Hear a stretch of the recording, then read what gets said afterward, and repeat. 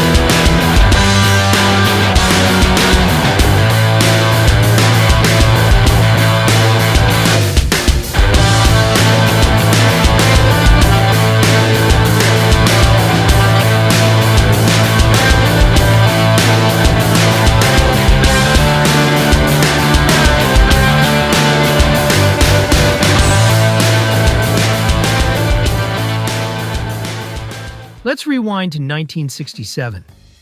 Pontiac had already established itself as a performance brand with the GTO, but they wanted something different. Something that could compete in the growing pony car market dominated by the Ford Mustang and Chevrolet Camaro. Enter the Pontiac Firebird, introduced in February 1967. It shared its platform with the Camaro, but Pontiac wanted to give it a distinct identity with more aggressive styling and a focus on performance. But the real game changer came in 1969. That's when Pontiac introduced the Firebird Trans Am, named after the Trans-American Sedan Championship Racing Series. The 1969 Trans Am was a limited production model with only 697 units built that first year, but it made a statement. It featured a 335 horsepower Ram Air 3V8 engine, functional hood scoops, and distinctive white and blue racing stripes. This wasn't just a car, it was a race car for the street. The timing was perfect. America was in love with muscle cars, and the Trans Am offered something unique. It wasn't just about straight-line speed. With its improved handling package, it was designed to go around corners too. The Trans Am was positioned as the ultimate driver's car, combining raw American power with European-inspired handling dynamics. In the early 70s, despite tightening emissions regulations that were strangling other muscle cars, the Trans Am continued to evolve. The mid to late 70s might seem like an odd time for a muscle car to thrive. Gas crises, emissions regulations, and insurance costs had killed off most of the competition. The Dodge Challenger was gone. The Plymouth Barracuda was discontinued. Even the Mustang had become a shadow of its former self.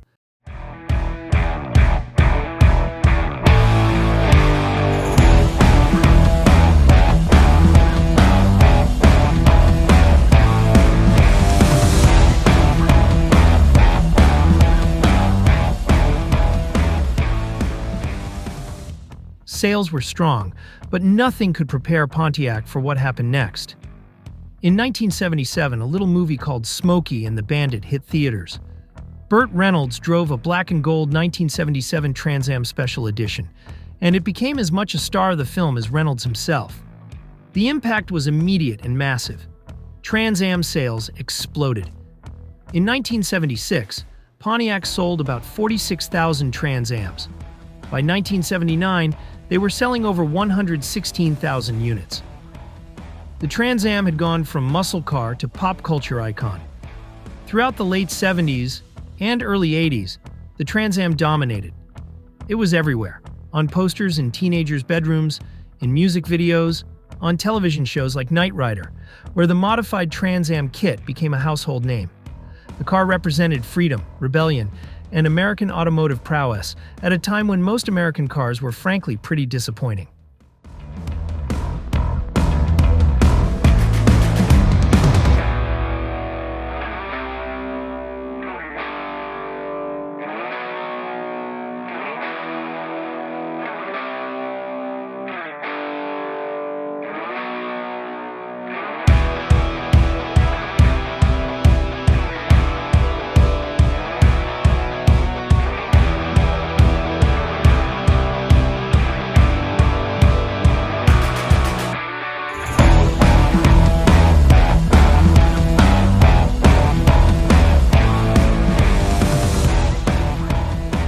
After years of rumors and speculation, Pontiac finally unveiled the fourth-generation Trans Am in 1993.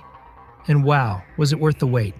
This was a completely redesigned car from the ground up, sharing its platform with the Chevrolet Camaro, but once again featuring distinctive Pontiac styling. The new Trans Am was sleek, modern, and seriously fast.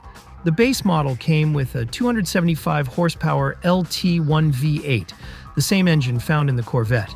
It could sprint from 0 to 60 in under 6 seconds, and looked like it was doing 100 miles per hour standing still. But here's where our story takes a dark turn. Despite producing some of its best cars ever, Pontiac as a brand was struggling. General Motors, Pontiac's parent company, had too many brands competing for the same customers. Pontiac, Chevrolet, Buick, Oldsmobile, and even Saturn were all fighting for market share within the same corporate structure. The Trans Am faced specific challenges too. The fourth-generation design, while dramatic, was aging. The last significant update came in 1998, and by the early 2000s, the car was starting to show its age compared to newer competitors. But perhaps more damaging was the shift in market preferences. SUVs and crossovers were taking over America.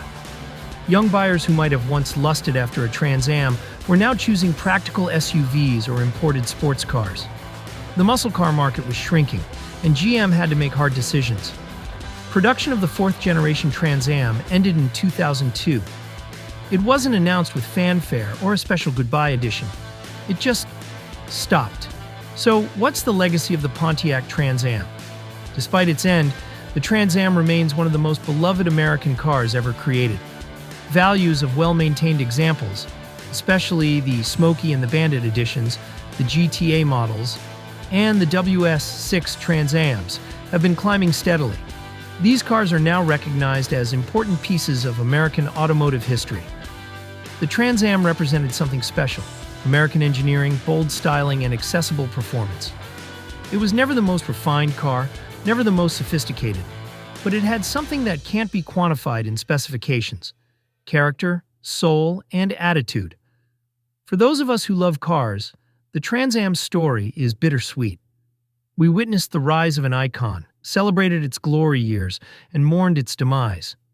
But here's the thing: the Trans Am may be gone, but it's certainly not forgotten.